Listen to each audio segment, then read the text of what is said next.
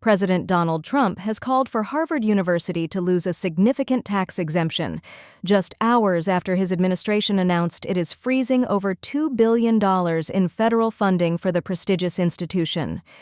The White House has demanded that the oldest university in the U.S. implement changes to its hiring, admissions, and educational practices to help combat anti-Semitism on campus. Since resuming office, Trump has sought to reshape leading universities by threatening to withhold federal funds primarily earmarked for research. Harvard became the first major U.S. university to reject his administration's demands on Monday, accusing the White House of attempting to control its community. In a Tuesday morning post on social media, Trump threatened to escalate beyond withholding federal funds and targeted Harvard's tax-exempt status.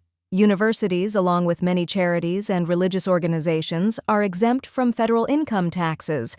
However, this valuable exemption can be revoked if these entities engage in political activities or stray from their stated purposes.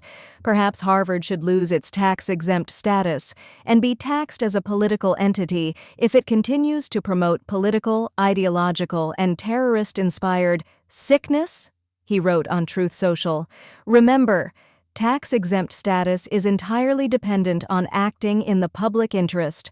Losing this exemption could cost Harvard millions annually. The Ivy League institution also has an endowment valued at $53 billion.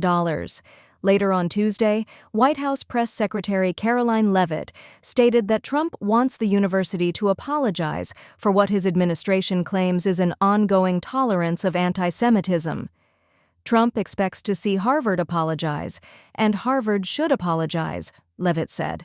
The extensive changes demanded by the White House would have significantly altered Harvard's operations, giving the government considerable control. A letter to Harvard on Friday, obtained by the New York Times, indicated that the university had failed to meet the intellectual and civil rights conditions justifying federal investment.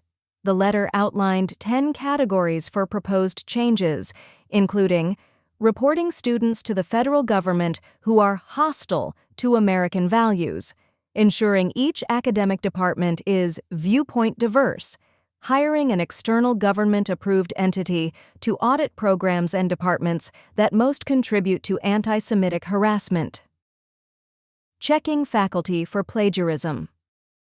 President Trump has accused leading universities of failing to protect Jewish students amid protests against the war in Gaza and U.S. support for Israel last year.